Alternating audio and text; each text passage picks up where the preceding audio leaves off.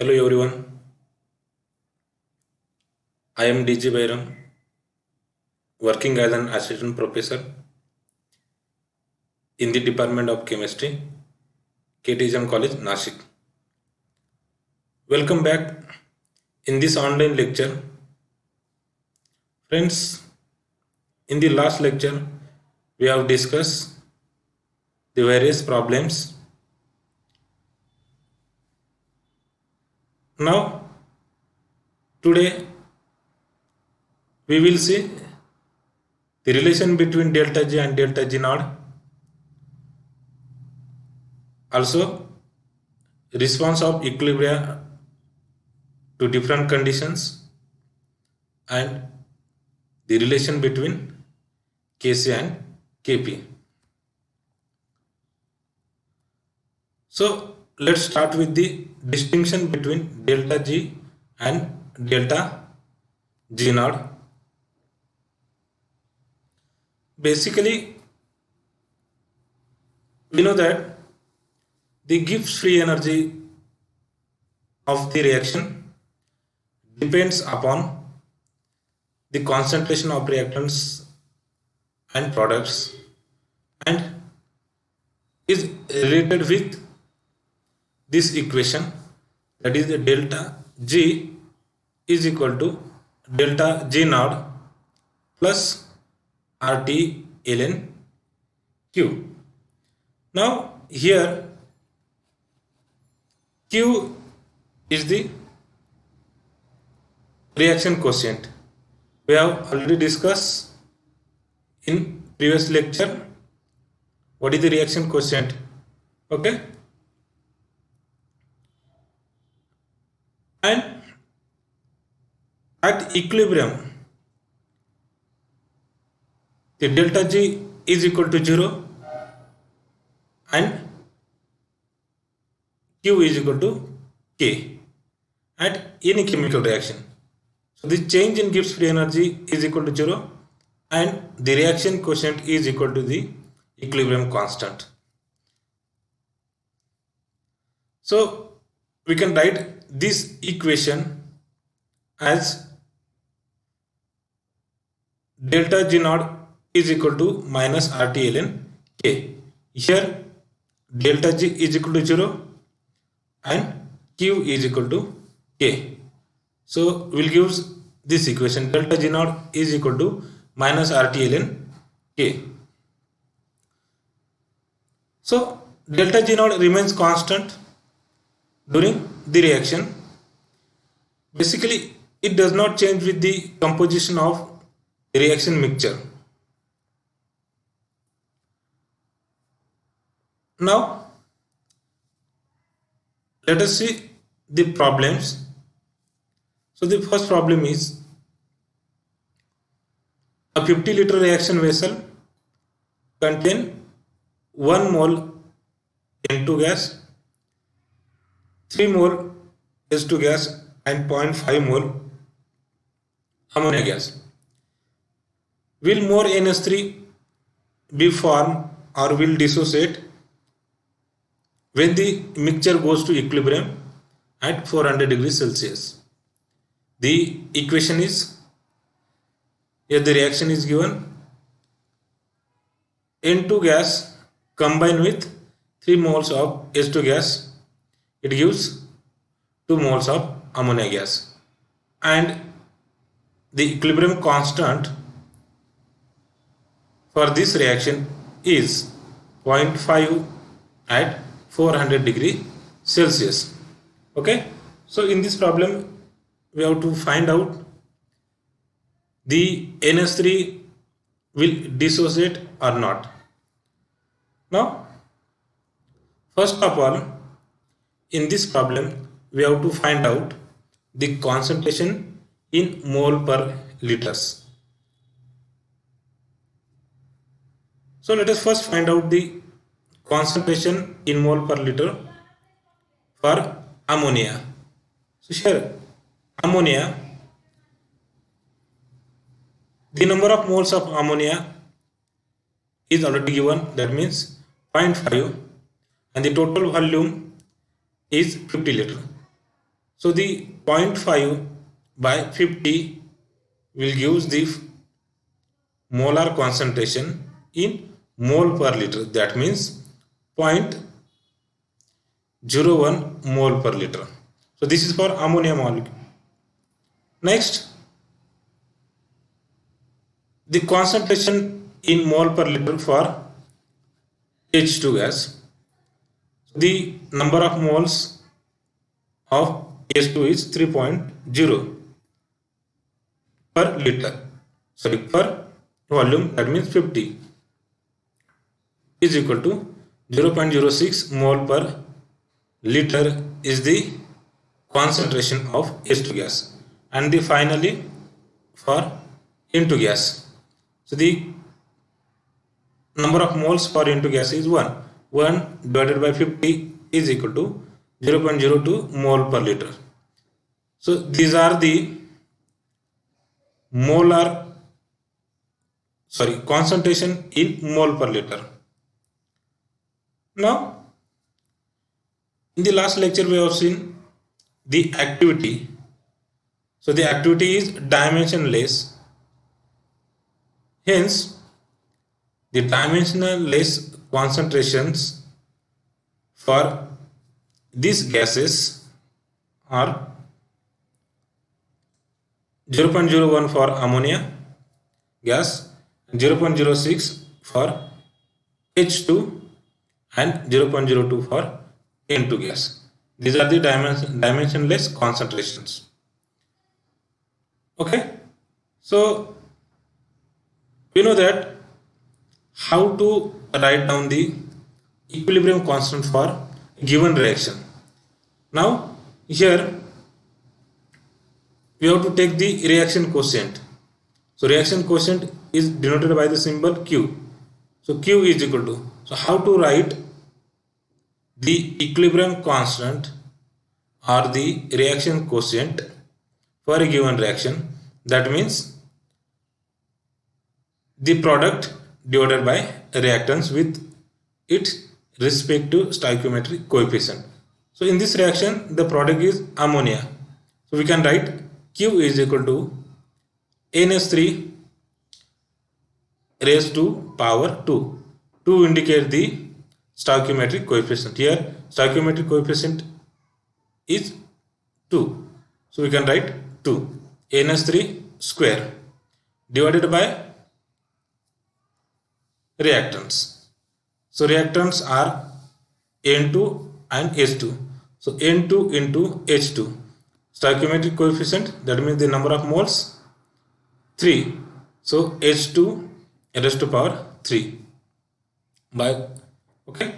Next, so the concentration, that means the dimensional concentration for ammonia gas is 0.01 divided by the dimensional concentration for N2 and H2, 0.02 into 0.06, it's cube. So finally we'll get the reaction quotient. Q is equal to 23.50. Now we have to find out the,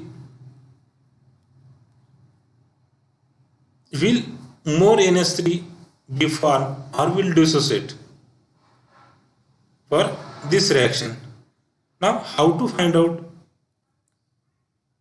We have seen in the previous lecture, when Q is less than K, that means the forward reaction will favor. When Q is greater than K, it will indicate the reverse reaction, that means the reverse reaction will favor. And Q is equal to K, there is no net reaction. Okay, now here Q value is 23.15 and the equilibrium constant value, that means the K value is 0.5. So we will observe the Q value, that means the reaction quotient value is greater than K value, that means the equilibrium constant value.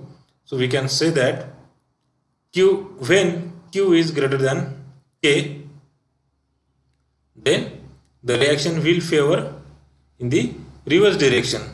Reverse direction means the product NS3 will dissociate. This is the reverse reaction.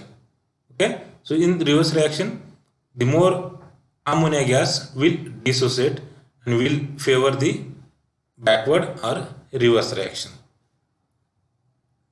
Now let us move on to next problem. So next problem is sulfur trioxide used to manufacture sulfuric acid is obtained commercially from sulfur dioxide.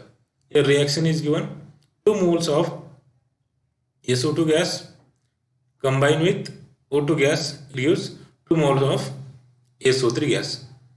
The equilibrium constant Kc for this reaction is 4.17 into 10 raised to minus 2 at 727 degrees Celsius. What is the direction of reaction when a mixture that is 0.2 mole per liter SO2, 0.4 mole per liter SO3 and 0.1 mole per liter O2 approaches equilibrium? Friends, similarly in this problem we have to find out the forward or backward reaction will favor. So first of all, in previous problem we have initially find out the concentration in mole per liter, but here the concentration of SO2, SO3 and O2 is already given in mole per liter, so there is no need to find out the concentration in mole per liter. Okay, so the dimensional concentrations are for SO2 0.2, for SO3 0.4 and for O2 0.1. So the reaction quotient for the given reaction is Q is equal to product divided by reactants. The product is SO3 raised to power 2 divided by SO3 raised to power 2 divided by SO2 square into O2. Okay, now the dimensionless concentration for SO3 is 0.4 and for SO2 is 0.1 into 0.2 for O2 square. Finally we'll get the reaction quotient, that means 40. Now how to find out the forward or reverse reaction will favor? So on the basis of Q value and K value. Here Q value is 40 and K value is already given, that means 4.17 into 10 raised to minus 2. So we can say that similarly in this problem also the Q value is greater than K, hence the reverse reaction will favor. That means the SO2 will dissociate, that means the backward reaction will favor. Okay, now let us see next topic, the relationship between Kc and Kp. First of all, consider a general homogeneous gas phase reaction. Here small a into capital A react with or combine with small b into capital B. It gives the small c into capital C plus small d into capital D. According to the law of chemical equilibrium. We know that the law of chemical equilibrium. According to the law of chemical equilibrium, we can write the equilibrium constant for the general reaction. We can write like this. So equilibrium constant Kc is equal to C raised to power C into capital D raised to power small d divided by capital A raised to power small a into capital B raised to power small p. So how to write the equilibrium constant? The product divided by reactants, but with its stoichiometric coefficient. Here stoichiometric coefficients are C, D and AB. Suppose this is the equation number 1. Now consider the ideal gas equation. PV is equal to nRT. So we can write the ideal gas equation as, that means the rearranging this equation, P is equal to N by V into RT. Here the term N by V represent the concentration, number of moles per unit volume. We call them concentration. So we can write P is equal to concentration into RT. So by rearranging this equation, we'll give C is equal to P upon RT. Suppose this is the equation number 2. Now here P is expressed in bar, C is expressed in mole per liter, and R is expressed in bar per liter per Kelvin per mole, and the T is expressed in Kelvin. Also V is expressed in liter. Now by substituting equation number 2 in equation number 1, so we can write the equilibrium constant Kc is equal to Pc by RT raised to power C into Pd by RT raised to power small d divided by Pa by RT raised to power A into Pb divided by RT raised to power small b. Here the partial pressure of the species are dimensionless.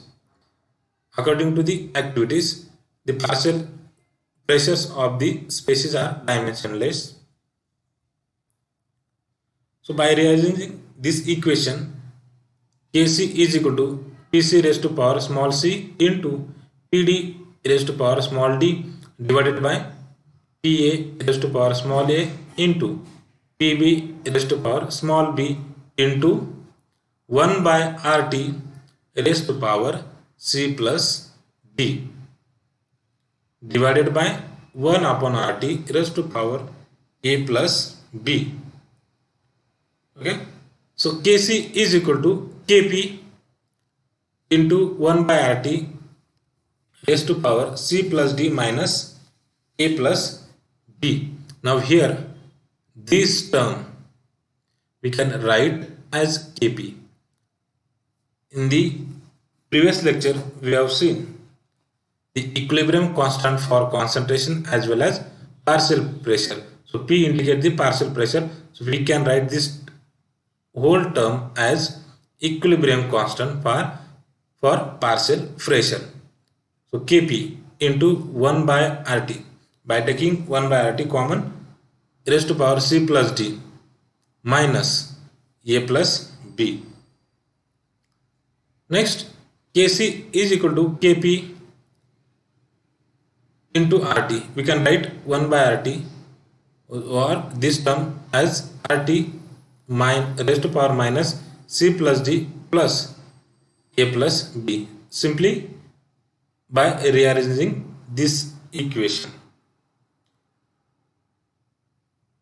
Now Kc is equal to Kp RT raised to power minus delta n. Here delta n means change in number of moles of products and the reactants. So we can write minus delta n, change in number of moles. So we can write this equation as Kp is equal to Kc into R2 RT raised to power delta n. Here Kp and Kc are dimensionless. RT is also dimensionless. Now the value of R is 0.0831 per Kelvin into T raised to power delta n.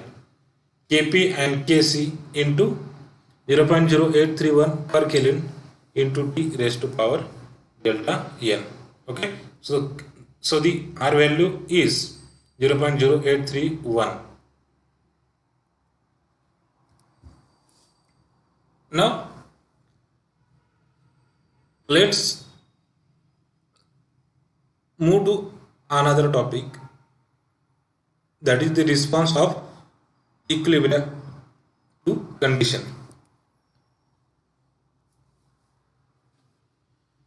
Basically, if any system has reached to its equilibrium condition, so in such a condition it remains at equilibrium condition until it is disturbed by some change of conditions. So what is meant by the Le-Chatelier principle? According to the Le-Chatelier principle, if any system at equilibrium is disturbed by changing some condition, that means they are applying stress, the system shift or the system adjusts itself in such a direction that it reduces the stress. If a given sufficient time a new state of equilibrium is established, this is called as Le-Chatelier principle. Okay, so what the Le-Chatelier principle tells us, any system at equilibrium it disturbed by changing some conditions. We can say that by changing temperature, concentration and volume. Basically the three types of changes can disturb the equilibrium of reaction. First one, by changing concentration. Second one, by changing pressure or volume. So the pressure, that means the volume, is basically for gases. And last one, change in temperature. So let's start with the first condition, response of equilibrium to concentration. Now, how to respond a equilibrium or equilibrium to a concentration. So we have only one way to increase the yield of the product, is by removing a product or by adding a reactant. Suppose we have to increase the yield of a product, so we have only one way to do, or to increase the yield of the product, by removing a product or adding a reactants. Now consider the synthesis of ammonia gas. Now in this reaction, suppose we want to increase the yield of this product. So either we have to add a reactant or by removing a product. Now first of all, consider the first way. Suppose here we have to, suppose we are going to add reactants. So what will happen? Let us see. Adding the reactant to the above reaction, in this reaction at equilibrium condition will favor forward reaction. Now how to decide the forward reaction or backward reaction will favor? Basically this will explain very well on the basis of a reaction quotient. So the reaction quotient for this reaction is Q is equal to NH3 square divided by N2 into H2 cube, product divided by reactants with its stoichiometric coefficient. We know that at equilibrium condition, reaction quotient is equal to equilibrium constant. Now suppose we are going to add one of the reactants, H2 here. So if we add the H2, the denominator value will increase because we are going to add the H2. So the denominator value will increase. Okay. So we can say that as the denominator value increase, the Q value, of course, the Q value will decrease. So we can say that as the Q value increase, as the Q value decrease, the K value is always greater than Q in such a condition only. So Q is less than K, hence the forward reaction will favor, and we can say that the more ammonia will be formed because Q is less than K. That means the forward reaction is favor and the more ammonia will form. Now second way, if we remove the product, that means the ammonia gas. So what will happen? Let us see. Again, Q, suppose at the initial level Q is equal to K. That means there is no net change. As ammonia is removed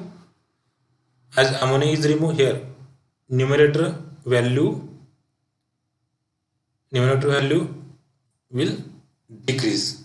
Okay, as we remove the ammonia, numerator value decrease, hence Q is less than K. Therefore the forward reaction will also favor and more ammonia is formed.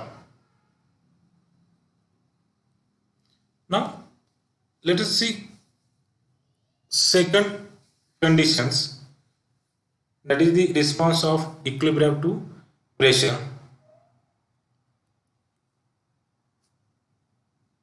Here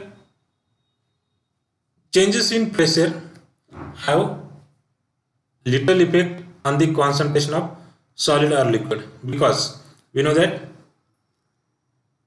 solid or liquid are less compressible. So there is no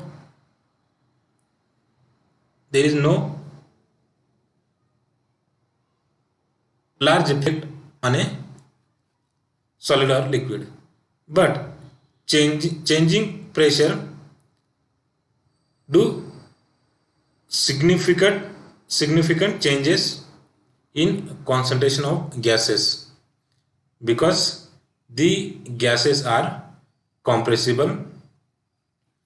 However, such changes affect the value of Q for a reaction in which the number of moles of gaseous reactants differs from the number of moles of gaseous product. Okay, so the change in pressure will significant effect on the gases. Consider the ideal gas PV is equal to nRT, or we can write P is equal to N by V into RT. Here the term N by V is also represent the concentration. Now at constant temperature N, R and T are constant. Thus the volume occupied by the gases decreases is pressure increase and concentration increase. Okay, if we increase the pressure, ultimately the volume will decrease and the concentration also increases. For example, consider this reaction quotient Q is equal to NH3 square divided by N2 into S2 cube. If we increase the pressure, the partial pressure of all these spaces increases. Here in denominator the concentration of H2 has exponent is 3 and for N2 has 1, where in case of ammonia the exponent is 2. You know that the Q value for a reaction is depends on the number of moles of gaseous reactants as well as number of moles of gaseous products in case of pressure only. So when we increase the pressure, the number of moles of reactants are more, so the Q value is less than K. Why? Because the denominator value will increase. Okay, we can say that Q is less than K. Of course the ammonia will form, that means the forward reaction will favor. Hence reaction involving gaseous reactant or product, we can summarize the two results. First one, if any reaction there is no change in total number of moles of gases in a chemical equation, a pressure or volume change does not affect the position of equilibrium. That means Q remains unchanged. Suppose we have any reaction, there is no change in total number of moles, so there is no any effect or the position of equilibrium, and we can say that in such a case Q remains unchanged. But second rule, if a chemical reaction or chemical equation there is change in total number of moles of gases by changing the pressure of a reaction mixture, the Q value will change. Now for such a reaction, when we increase the pressure, or we can say that decrease in volume, shift the reaction in the direction that produces smaller total number of moles of gas in it, so Q becomes equals to K. Okay, Now second, when we decrease the pressure or increase in volume, the reaction will shift in the direction that produces the largest total number of moles of gases until Q becomes equal to K. So we can summarize the two results. First result is that if in a reaction there is no change in total number of moles of gases in the chemical equation, then the pressure change or volume change does not affect the position of equilibrium. That means the Q remains unchanged. But when a chemical reaction involves a change in total number of moles of gases, and by changing the pressure or volume of reaction, there is a change the value of Q. And the last condition, response of equilibrium to temperature. Now, in this condition, we have to consider the exothermic reaction. We know that in exothermic and endothermic reaction, in exothermic reaction heat is produced and in endothermic reaction it is absorbed. If the temperature of such reaction is increased, raised by adding heat to the system, the reaction will favor in a direction where heat is removed. That is, it will proceed in the direction that move Q towards new value of K. Okay, so we have exothermic reaction. In exothermic reaction, heat is produced. When we increase the temperature of exothermic reaction by adding heat, so what will happen? Then in such a case, the backward reaction will favor. Now, the conclusion of the temperature. In case of endothermic reaction, in endothermic reaction delta H naught is positive.